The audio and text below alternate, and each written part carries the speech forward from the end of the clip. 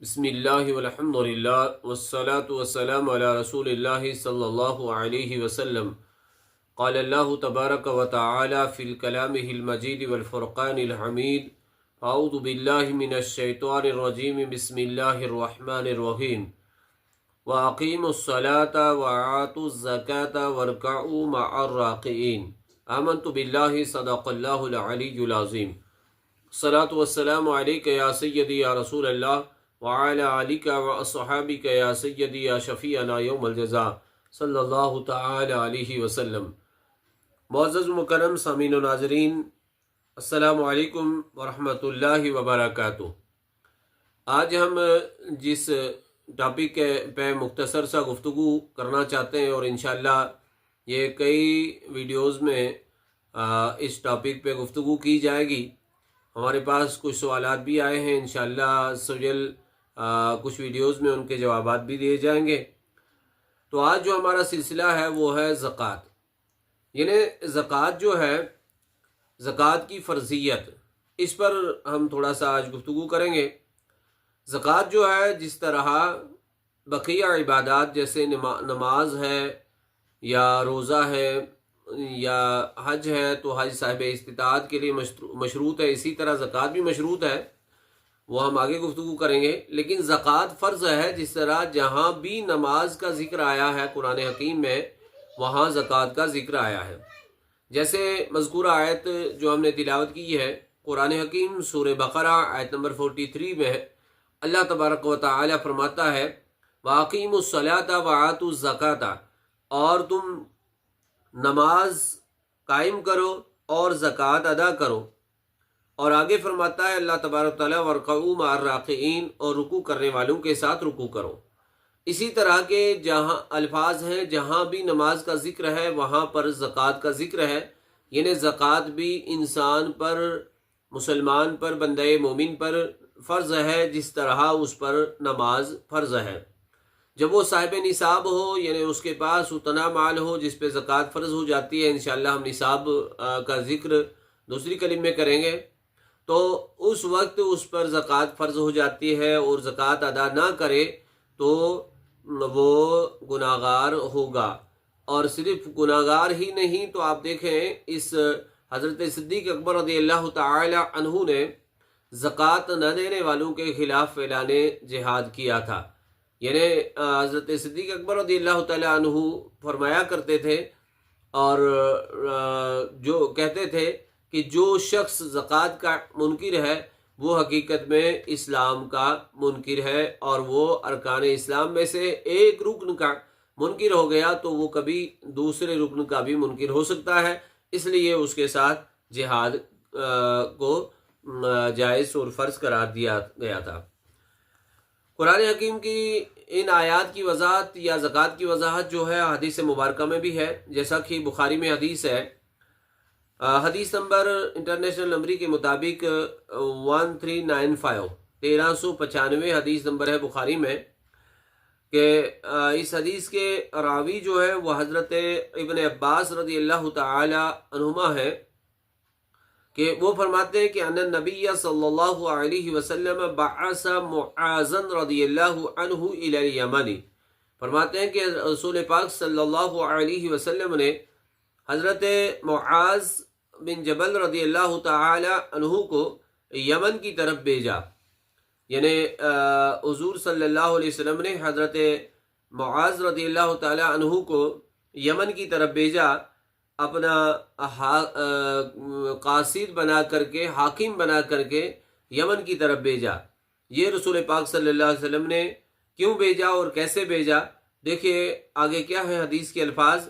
اللہ کے حبیب صلی اللہ علیہ وسلم نے فرمایا کہ ادعوہم الی شہادت اللہ الہ الا اللہ، یعنی رسول پاک صلی اللہ علیہ وسلم فرمایا ادعوہم الی شہادت اللہ الہ الا اللہ، انہیں آپ دعوت دے دیں، یعنی ان سے کہہ دیں، یمن والوں سے کہہ دیں، اے معاذ آپ ان کو یہ کہہ دیں کہ تم اس کلمے کی گواہی کی دعوت ان کو دے دینا۔ وہ کلمہ کیا ہے؟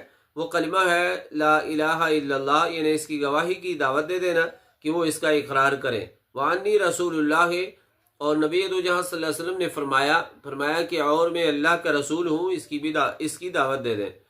جو کلمہ شریف ہم پڑھتے ہیں لا الہ الا اللہ محمد رسول اللہ صلی اللہ علیہ وسلم، گویا کہ معاذ بن جبل رضی اللہ تعالی عنہ کو یہ فرمایا گیا کہ معاذ آپ جائیں اور یمن والوں کو اس طرح دعوت دے دیں، اور فرمایا کہ جب وہ اس کی اطاعت کریں فَإِنْهُمْ أَطَاعُوا، جب وہ اس کی اطاعت کریں یعنی اس کو مانیں، اس کلمہ حق کو مان لیں، أَطَاعُوا لِذَلِكَ فَعَلِمْهُمْ، پھر انہیں بتا دیجئے، انہیں آپ یہ معلومات دے دیجئے کہ ان اللہ قد افترض علیہم 5 صلوات فی کل یوم ولیلۃ، کہ اللہ تبارک و تعالی نے تم پر روزانہ 5 وقت کی نمازیں فرض کی ہیں، یعنی 24 گھنٹے میں آپ پر 5 وقت کی نمازیں فرض ہیں۔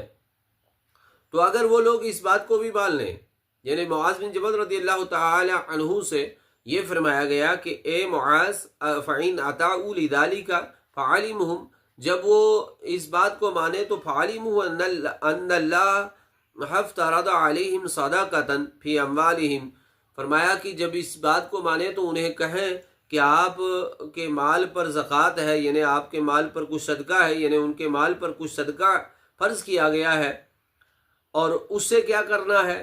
فرمایا کہ معاذ رضی اللہ تعالی عنہ آپ اس صدقے کو تو اخذوا من اغنیائہم وتردوا علی فقرائہم، یہ صدقہ آپ ان کے اغنیاء سے لے لینا، یعنی جو امیر لوگ ہیں جن پر صدقہ جن پر زکوٰۃ واجب ہے ان سے لے لینا، جن پر زکوٰۃ فرض ہے ان سے لے لینا، اور ان کے فقراء میں جو فقیر اور مساکین ہیں ان پر وہ تقسیم کر دینا۔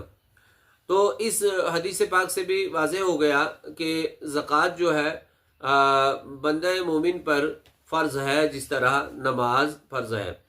دور حاضر میں اگر غور کیا جائے تو اکثر زکوٰۃ جو ہے نا، اکثر اموال سے زکوٰۃ نہیں نکالی جاتی ہے، اور دراصل یہ سوچا جاتا ہے کہ اس زکوٰۃ کے نکالنے سے ہمارا مال کم ہو جائے گا۔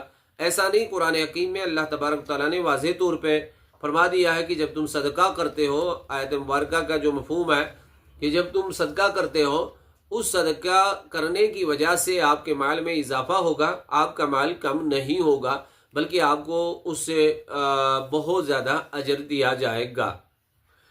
تو اس کی مثالیں بہت ساری احادیث میں بھی موجود ہیں اور قرآن پاک کے آیات میں بھی موجود ہیں۔ اگلی حدیث بھی ہے 1396 حدیث بخاری کی، اس میں بھی اللہ کے حبیب صلی اللہ علیہ وسلم کا واضح فرمان ہے کہ ایک شخص آیا رسول پاک صلی اللہ علیہ وسلم کے دربار میں۔ اس حدیث کے راوی حضرت ابو ایوب انصاری رضی اللہ تعالی عنہ ہیں، فرماتے ہیں کہ ان رجلا قال للنبی صلی اللہ علیہ وسلم اخبرنی بعمل یدخلنی الجنہ، اے نبی صلی اللہ علیہ وسلم مجھے ایسا عمل بتا دیں جس عمل کی وجہ سے میں جنت میں داخل ہو جاؤں، وہ عمل مجھے بتا دیں، وہ عمل کہ میں داخل ہو جاؤں جنت میں۔ قال، تو وہاں پر بہت سارے لوگ موجود تھے، صحابہ موجود تھے، انہوں نے کہا ما لہ اسے کیا ہوا ہے، یہ کیا پوچھ رہا ہے؟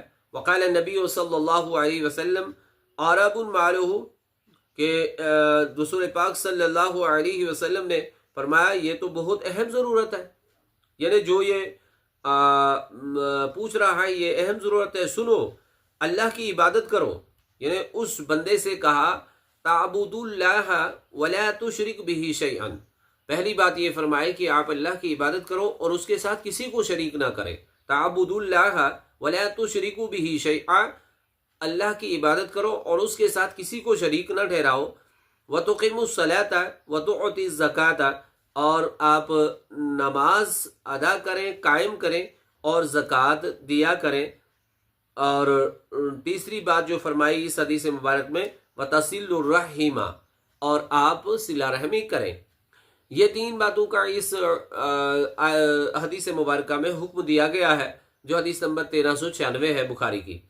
اب اس سے بھی پتہ چلا کہ یہاں پر حضور صلی اللہ علیہ وسلم نے زکوٰۃ کی کتنی اہمیت اور افادیت بیان فرمائی، یعنی نماز کے فوراً بعد یہاں پر بھی زکوٰۃ کا حکم آیا ہے۔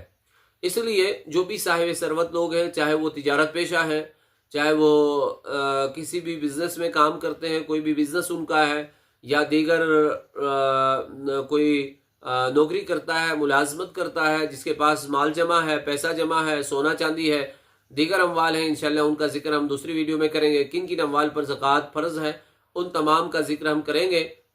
لیکن جو انسان زکوٰۃ کا انکار کرے تو وہ اللہ تبارک و تعالیٰ کے سامنے بڑا مجرم ہے۔ اللہ تبارک و تعالیٰ کے پاس اس کو چھٹکارا پانے کے لیے کوئی اور گنجائش نہیں ہے سوائے اس کے کہ وہ اپنے مال کی زکوٰۃ ادا کرے۔ لہٰذا ہمیں چاہیے کہ ہم اس پیغام کو ہر جگہ پہنچائیں اور زکوٰۃ کی ادائیگی کا اہتمام کریں۔ اللہ تبارک تعالیٰ سے دعا ہے کہ اللہ تبارک تعالیٰ تمام مسلمانوں کو ہدایت کاملہ عطا فرمائے۔ والسلام علیکم ورحمۃ اللہ۔